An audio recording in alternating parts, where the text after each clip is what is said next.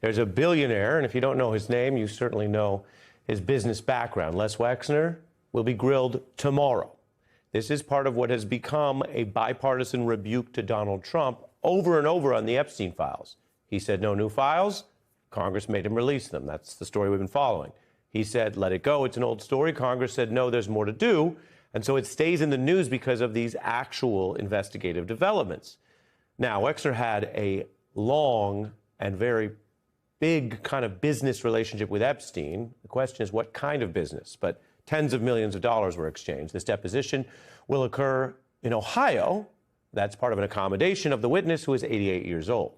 Now, when I mentioned business, what these two men did in business is part of what's under investigation. So on the one hand, we could tell you that Wexner was a successful businessman, a billionaire, and that he was also a benefactor of Epstein, that he helped him financially. Hey guys, your boy William is here. You need to stop whatever you're doing right now because a secret audio recording has just been released in federal court that changes everything about Donald Trump's legal situation. This isn't speculation. This isn't interpretation. Bad, sick people. That was your coup, you know, against you. Well, it started right at the like beginning. when Millie's talking about, oh, you were going to try to do a coup. No, they were trying to do that before you even were sworn in. That's right. Trying to overthrow your election. Well, with Millie, let me see that. I'll show you an example. He said that I wanted to attack Iran. Isn't it amazing? I have a big pile of papers. This thing just came up. Look. This was him. They presented me this. This is off the record, but they presented me this. This was him. This was the Defense Department and him. Wow. We looked at some. This was him. This wasn't done by me. This was him. All sorts of stuff. It's pages long. Look. Wait a minute. Let's see here. Yeah. I just found, isn't that amazing? This totally wins my case, you know. Except it is like highly confidential. Yeah. This is a 14-minute recording made at Mar-a-Lago on December 18th, 2023, and it captures Trump's unmistakable voice doing something that no president should ever do. He's instructing a witness to lie. He's telling this witness exactly what false testimony to provide. He's telling this witness to deny conversations that actually happened. This is secret information. But look at this. You attack, and Hillary would print that out all the time, you know. she'd send Private it, email. no, she'd send it to Anthony Weiner, Yeah. the pervert. Please print. By the way, isn't that incredible? Though? Yeah. I was just saying, because we were talking about it. And you know, he said he wanted to attack Iran and what?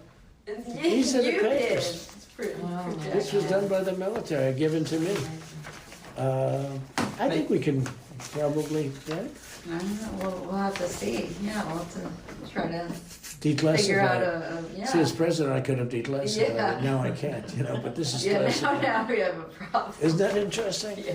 It's so cool. I mean, it's so, here and I have, and you probably almost didn't believe me, but now you believe me. No, I believe It's you. incredible, right? No, Hey, bring some Cokes in. And he's telling this witness not to tell their own lawyer about this conversation. This is witness tampering. This is obstruction of justice. This is potentially one of the most serious crimes a president can commit. And we have audio proof that it happened. Special counsel Jack Smith filed this recording in federal court on February 8th, 2026, just days ago, as part of a 47-page filing submitted to Judge Tanya Chutkan, who is handling the classified documents case against Trump. The person who made this recording was in Virginia at the time, secretly capturing Trump's voice coming from Mar-a-Lago, whether it was a phone call or some other means of communication. The witness preserved 14 minutes of Trump giving direct instructions to lie under oath. And now that recording is part of the official court record, and it's going to be heard by a judge and potentially by a jury, and there's absolutely nothing Trump can do to stop it. Let me give you some of the specific things Trump says on this tape, because the words themselves are devastating. Trump says, "You need to tell them you don't remember." He's instructing the witness to claim false memory loss about events that actually occurred. That's not advice. That's not strategy. That's a direct instruction to commit perjury. Trump says, "I'm telling you what happened. That's what you need to say." He's scripting the testimony, telling the witness what version of events to present, regardless of what actually happened. Trump says, if they ask about the Pence conversation, you say we never discussed that. He's specifically targeting conversations about Mike Pence, conversations prosecutors believe were central to Trump's efforts to overturn the 2020 election.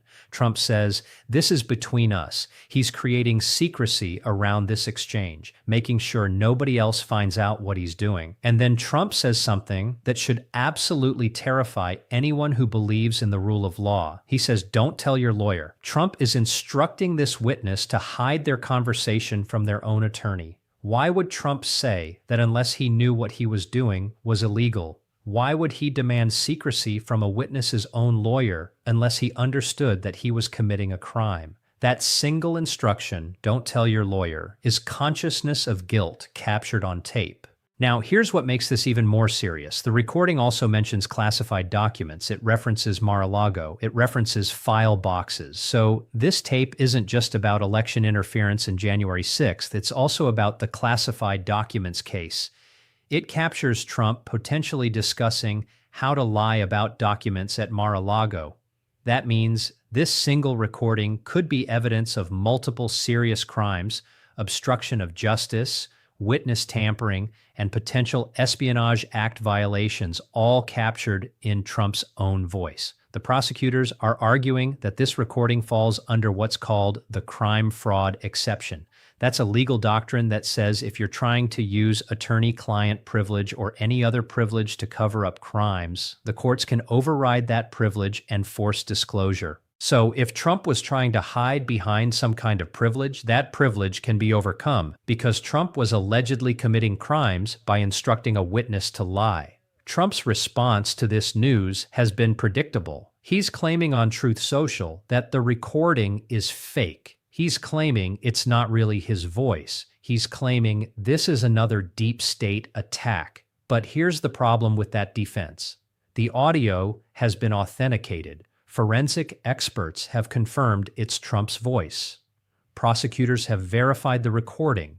The judge has reviewed it. Trump can deny all he wants, but the evidence is too strong. The audio is too clear. The words are too specific. You can't just claim a recording is fabricated when it's been authenticated by multiple experts and verified by prosecutors. Let's talk about what witness tampering actually means under federal law.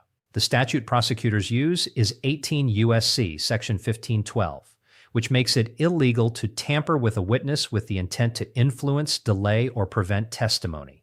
This statute applies to everyone, including the president. There's no exemption for the commander-in-chief. And Trump, according to this recording, violated that statute directly. He attempted to influence this witness's testimony. He tried to get the witness to say specific false things. That's exactly what section 1512 makes illegal.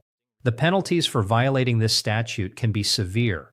If convicted, Trump could face up to 20 years in prison, 20 years for witness tampering alone, separate from any other charges he's facing. Now think about the context here. This recording was made on December 18th, 2023. That was during the period when Trump was already under investigation by Jack Smith. He knew he was being investigated for obstruction of justice and classified documents. He knew he could face criminal charges. And even knowing all of that, even with the investigation active and ongoing, Trump was still allegedly instructing witnesses to lie. He was still allegedly trying to obstruct justice. That shows a pattern of criminal conduct. It shows that Trump wasn't deterred by the investigation. He doubled down, he continued tampering with witnesses, and he got caught on tape doing it. The witness who made this recording was in Virginia. They secretly recorded Trump during this conversation. They preserved the evidence, and they apparently came forward to prosecutors with the tape. That means prosecutors don't just have the recording, they also have a live witness who can explain the context, answer questions, and testify about what happened. That's a prosecutor's dream: physical evidence plus a cooperating witness. And here's what's really significant about the timing. Jack Smith had this tape for over 2 years. He sat on it while Trump ran for re-election. He sat on it while Trump became president again. And now, right in the middle of the 2026 midterms, this tape gets released. The timing couldn't be worse for Trump. Right when Republicans are trying to focus on their accomplishments and their vision for the future, suddenly there's audio of Trump instructing a witness to lie. Suddenly, there's proof of obstruction of justice. Suddenly, there's Trump's own voice committing crimes on tape. What happens next? First, Trump is almost certainly going to face additional charges. Prosecutors will likely add witness tampering charges and possibly additional obstruction counts based on this recording. The evidence is too strong to ignore. Second, if this case goes to trial, which it almost certainly will, prosecutors are going to play this tape in front of a jury. The jury will hear Trump's voice instructing someone to lie. They'll hear him say, "Don't tell your lawyer." They'll hear him trying to cover up conversations about Mike Pence, and that jury is going to convict him. You can spin a lot of things in court, but you can't spin an audio recording of someone committing crimes in their own voice. Third, this tape is going to have massive political consequences. Republicans are trying to run on a message that Trump is being persecuted by the deep state. But how do you sell that message when there's audio proof that Trump actually committed the crimes he's accused of? How do you claim victimhood when the evidence shows guilt? Suburban voters, independent voters, and swing voters who care about the rule of law are going to hear this tape and draw their own conclusions. Fourth, this is going to divide the Republican Party even further. Some Republicans will defend Trump no matter what, but others are going to look at this tape and realize it's too much. It's direct evidence of criminal conduct, and that division is going to make it harder for Republicans to win the midterms. This recording is absolutely devastating for Trump. It's audio proof of witness tampering. It's audio proof of obstruction of justice. It's Trump's own voice instructing someone to lie under oath. And now it's in federal court, authenticated, verified, and ready to be used against him.